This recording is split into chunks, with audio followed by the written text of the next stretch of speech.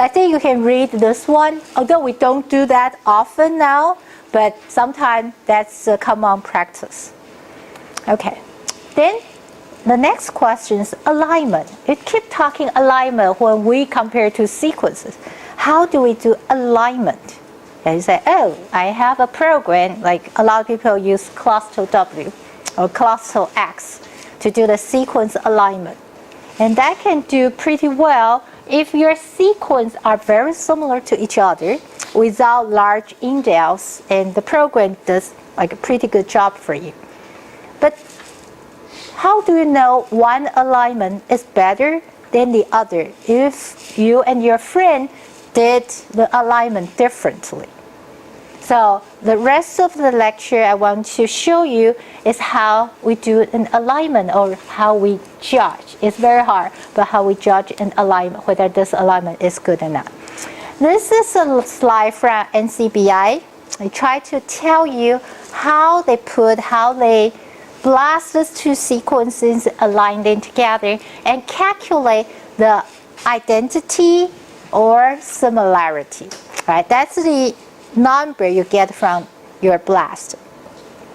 Just look at this, just tell you a little bit about the terminologies. We use mismatch for the two aligned together, but they are not the same. And we use gaps to see there's one nucleotide here, but in a corresponding sequence, on the other sequence, there's no nucleotide there. So there's a gap. So that's a simple way.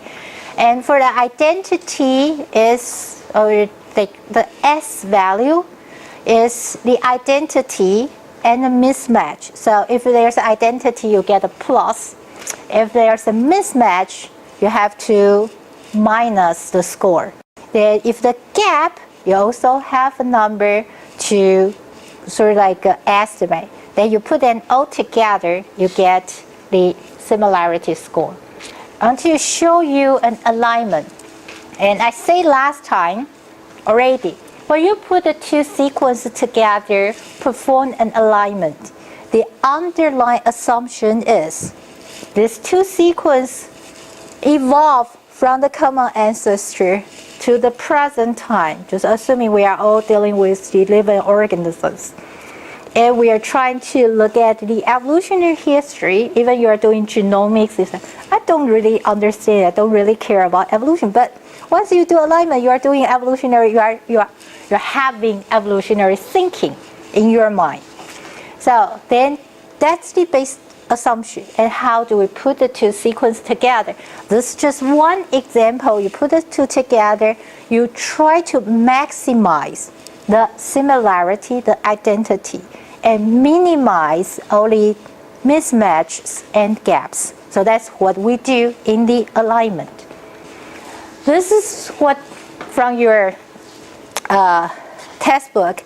So you try to use all the tools, but it's always very important to do, like to have a human to look at the alignment, have some judgment. Some people is really afraid of this because they want to be more, they want to align the sequence, not saying blindly, but they don't want to involve too much of the personal idea about the alignment. So sometimes we are really afraid our personal opinion will affect the end result. But the reason to do that, because the program is written for a certain type of sequences. So it's always recommended to look at your alignment after the computer did the work for you. And I think it's important. And I will say a couple of things, because if a lot of programs cannot do very good if you have large insertion deletion. They just lost their mind. Like lost their mind is like a person, but you know, it's just like they went crazy. After the long indel, they just like did something randomly. The other thing is for protein coding sequence, usually I like to align a sequence based on codon. That usually is okay, but when you have a lot of differences occur at DNA sequence level, the alignment based on sequence could be very difficult. And if you know, both sequences are the functional one at the present time. That means both encode the protein and function in the organisms. It is ideal to assume the sequence still aligned with codons. So it means like they are in triplets. So that's something like I usually do when I try to align my sequences. Okay, and what exactly people can do? Let's try to use a very short sequence and try to look at a dot matrix. And the words are from the textbook, but I want to show you the figures. So a dot matrix is like the slide showing here. You have every nucleotide line up. So on the top is one sequences. On the y-axis is another sequences. And the practice is very simple. If the two are the same, you put a dot. If the two are different, you do nothing. So you can practically go through every single cell in this figure. And you can see a lot of dots there. Then you want to put a line there. And the line is always line up to the next position, either horizontally or vertically, or to the other position. So that's how you do. You align all the dots together. Once you do that, you have an alignment. So that probably doesn't sound very easy for you. But look at this one. So for this one, there's a dots in the middle. So you don't have any problem to align all this, right? But after this position, there's no dots on the next one, but it's on the horizontal side here. So you put a horizontal line to align the next dot. Then after this one, you go directly to the other direction, to the other corner. If you can do that, then you are complete alignment. A dot means an identical side. They can align together. And aligned horizontally or vertically, they indicate a gap because you align to the other direction, which is not at the same counting side. The same counting side is like, I'm the 5th position. The other one aligned to me is also the 5th position. But this one, obviously, 5th position aligned to the adjacent side to the other. So there's a gap. And just to illustrate that, for the D, we put your figure here, put the 2 possible alignments. So you want to minimize the differences and gaps and maximize the similarity. And in this case, the 2 lines drawn on the figure have 2 possible alignments. Okay, so the next question is, which one should I use for my calculation? Because alignment is the early step, right? After alignment is all the calculation we talked from last week to this week. Okay, try to do this. So this is something you get, but I want to quickly go to how to calculate. So the simple method is, if I'm the same, I get a positive value. If I'm different, I get a negative value. If there's a gap, I also get a negative value, or it's neutral. So you can assign all the possibilities. So here, I want to show you there are 2 sequences, A and B, and they are different type of alignments, 1, 2, and 3. Okay, so can someone tell you which one is the one you think the best among the 3? Do any of you like the first one? Raise your hand. No, 0 vote. Okay. Second, 1, 2, 3, 4, quite a few. 1, 2, 3, 4, 5, 6, 7, 8, 9, 10.